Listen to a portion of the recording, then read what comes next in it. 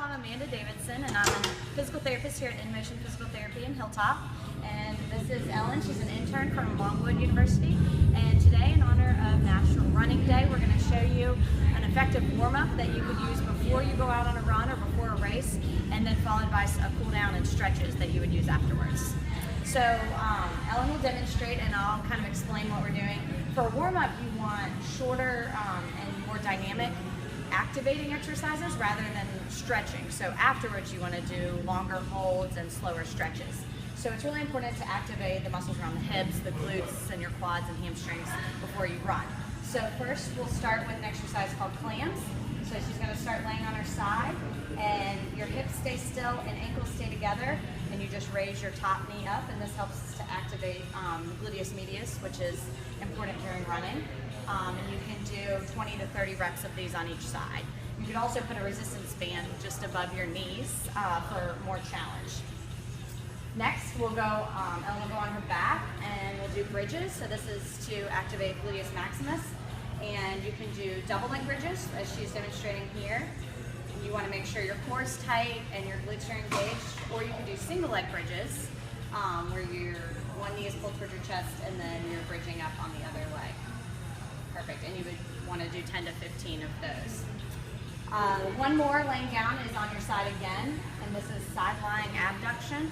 So this one, your top leg, the toes are lined up with the bottom heel, and you're raising your legs straight up in the air, making sure to not bend at all at the hip. So you're just raising straight up and back slightly. Perfect. And then, so that kind of activates the glutes, and then we'll stand up and do a couple kind of warm-up exercises. So squats first.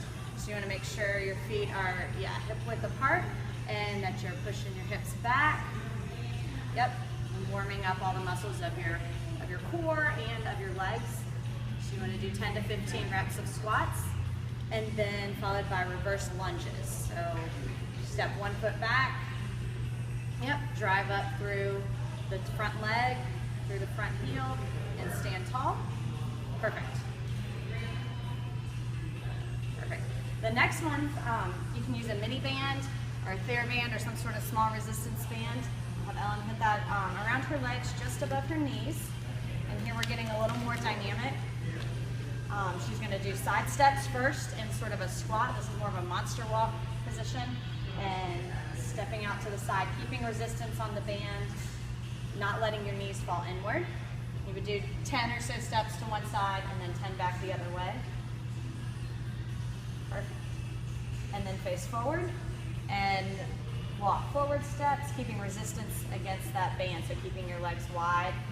20 steps forward and then 20 steps backward, really activating the glute as you step backward. Perfect. And then we move the band to the ankles. And the legs are a little straighter for this one. You still want to have a soft bend in the knee, not locked out, but more straight. And same thing, side steps, keeping resistance on the band, keeping your core engaged, standing up tall.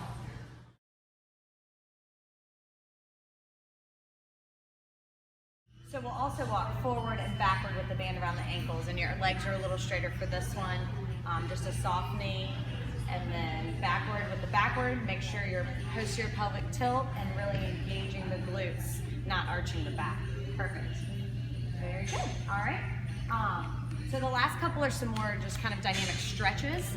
The first one, we call it World's Greatest Stretch. So we're getting at a bunch of different muscles in the legs. So you take a big step forward and then reach down to the ground and pause. Take your inner elbow, reach towards the ground, and then rotate through your spine to reach up to the ceiling. Perfect, and pause, and then push back into a hamstring stretch. And it's more important here that the back is straight than that the leg is completely straight. So it's okay if there's a little bend in the knee, you're still getting a good stretch in the hamstring. And then push forward to get a hip flexor stretch of the back leg. So you're pushing your hips forward.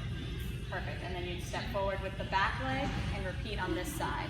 Come down towards the ground, drop your elbow, and then rotate up through your back.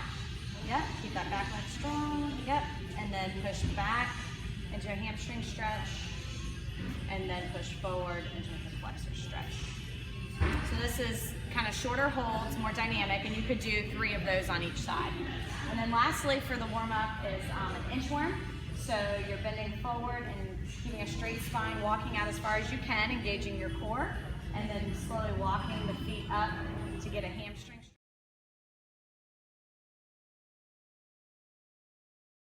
Okay, so now we'll talk about what you would want to do after you run. So for these stretches, they're longer holds and slower stretches. You're more traditional stretching. So to get it all the muscles around in the legs, first we'll do a hamstring stretch. You can prop your leg up like this. You can do this sitting. The biggest thing is that you lean forward from your hips. You're pushing your hips backward and not bending your back, not just trying to reach for your toes. So you want to hold these 30 seconds to a minute and do 2 to 3 repetitions. Next, we'll do a quad stretch. So just an ankle pull behind your back. You can do this with either hand, but with this one, you want to think about pushing your hips forward to get that stretch in the front of the thigh. And again, hold this for 30 seconds to a minute, 2 to 3 reps. Next, we would do a calf stretch. You can do this propped up against a wall or a step, or with your toes hanging off of a step. You just want to kind of prop your foot into dorsiflexion like Ellen has it, and just stand up nice and tall and hold for 30 seconds to a minute. And then we'll do an adductor stretch, or kind of an inner thigh stretch, where you go into kind of a lateral lunge. Yep, and just stay up tall, yep, and hold that for 30 seconds to a minute. All these, of course, you would do on both sides. And then lastly, an abductor stretch, or kind of the outside of your hip. And this, you would lean over, yep, cross the left leg over the right, and then lean towards the right to stretch the left side of the outside hip. And again, hold 30 seconds to a minute. And that would conclude kind of a good cool down stretch that you could do after you would run or after you would race. So thank you so much for watching and for listening, and I'm really excited about joining the J&A racing team this fall. So if you have any questions, come out and find me.